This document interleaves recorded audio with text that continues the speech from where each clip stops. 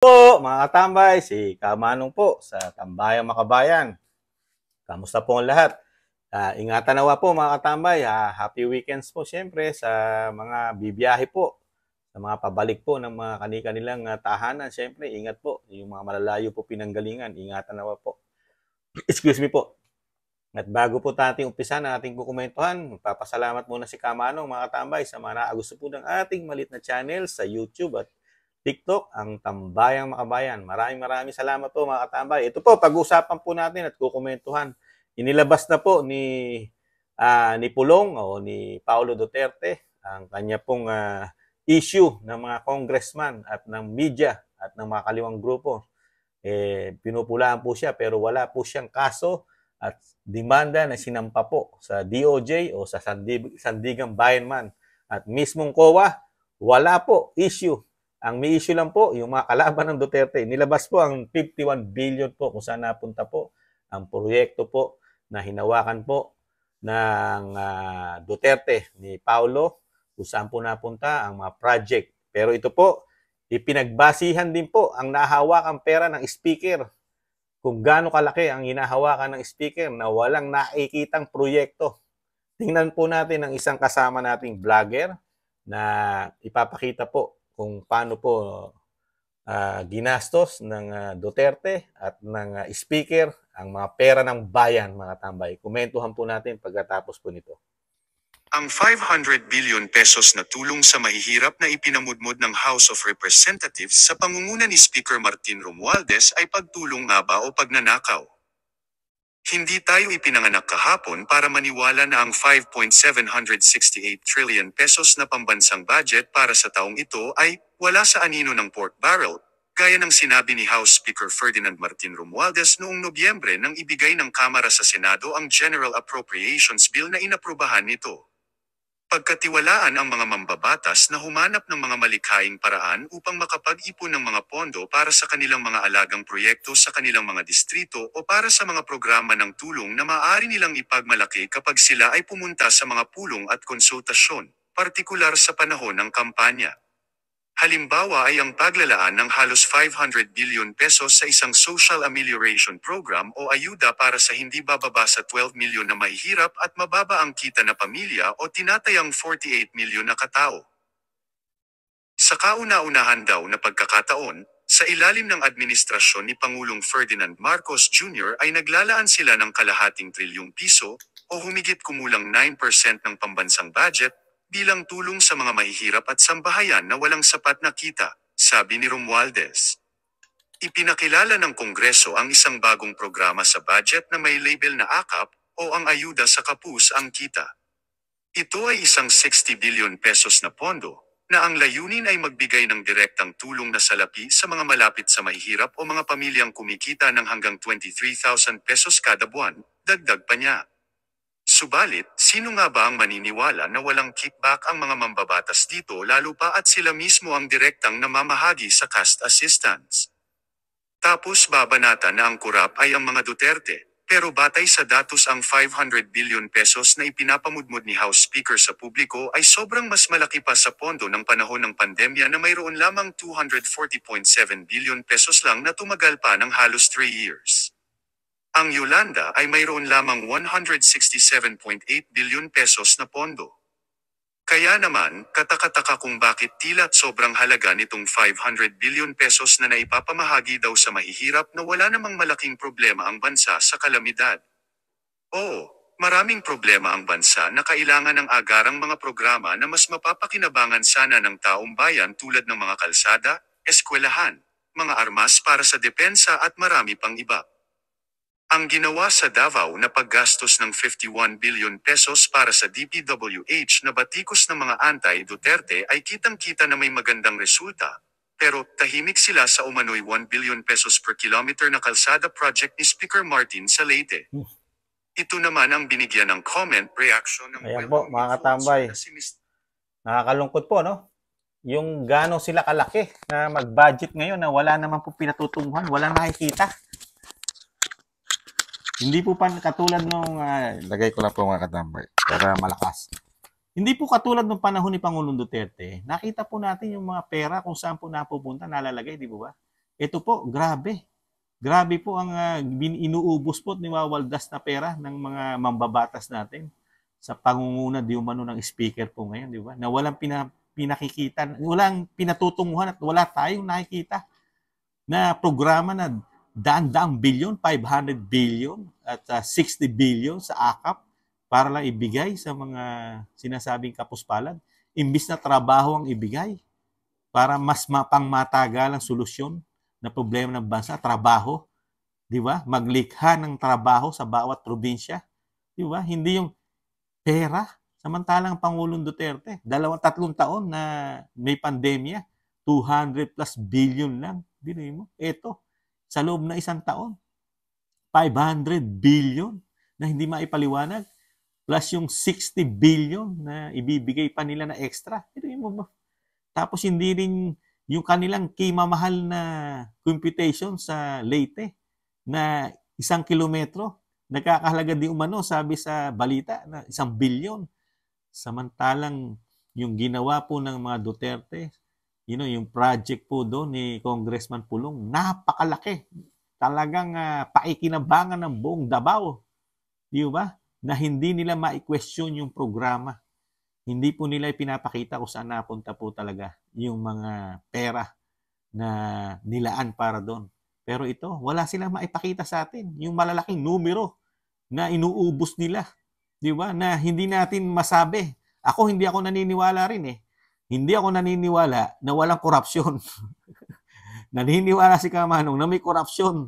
Kung doon sa hawakan nilang isang damukal na pera ng bayan, di ba? Karamihan po diyan, may utang pa yan. Inutang pa natin yan. Di ba?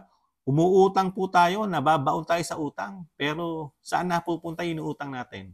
Sa natuklasan natin doon sa kanilang sinasabing ginawa nilang legal ang korupsyon sa ating bansa.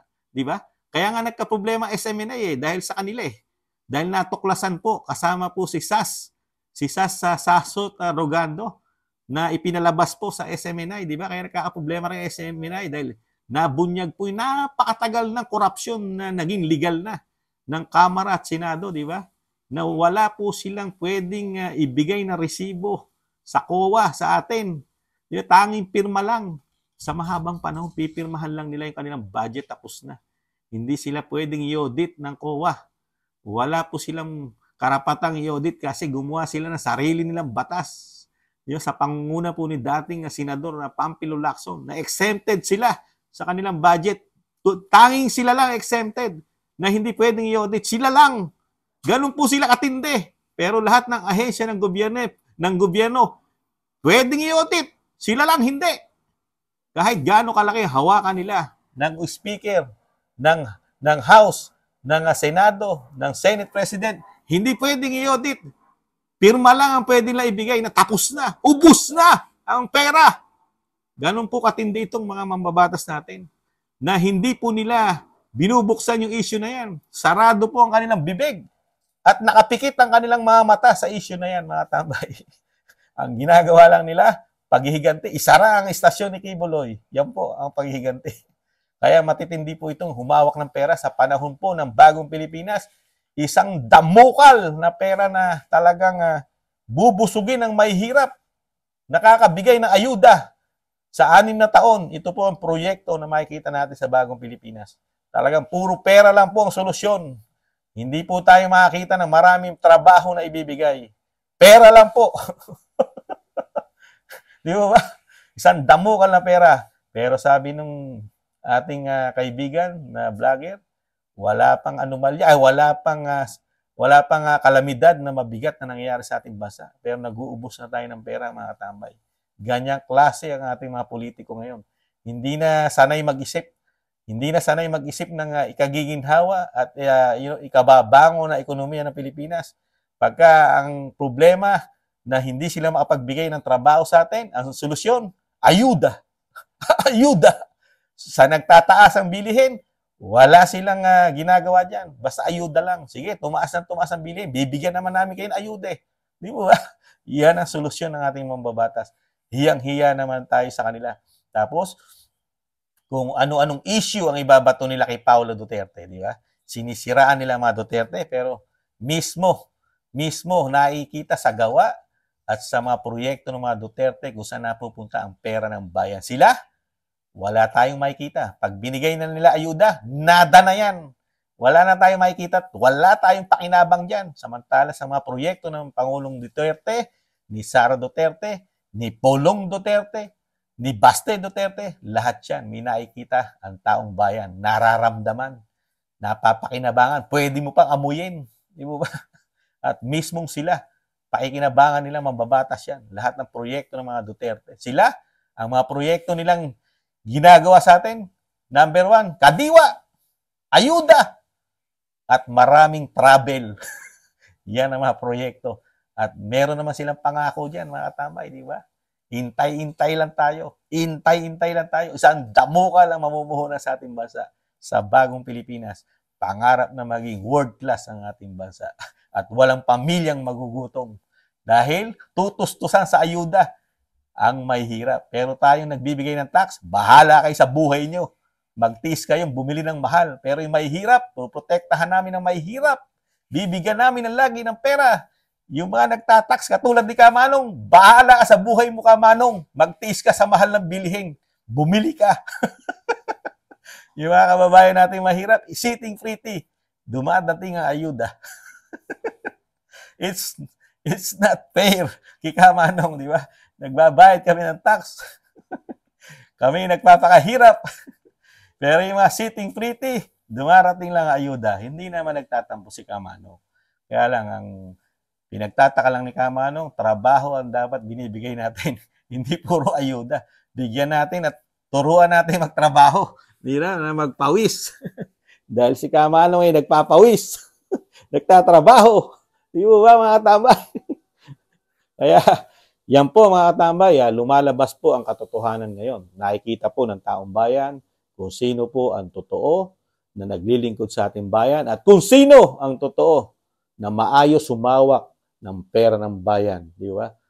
Yung mga yaw-yaw nila, ngak-ngak, bintang, sa kanila bumabalik. Di ba? Nakikita natin ngayon, bumabalik sa kanila.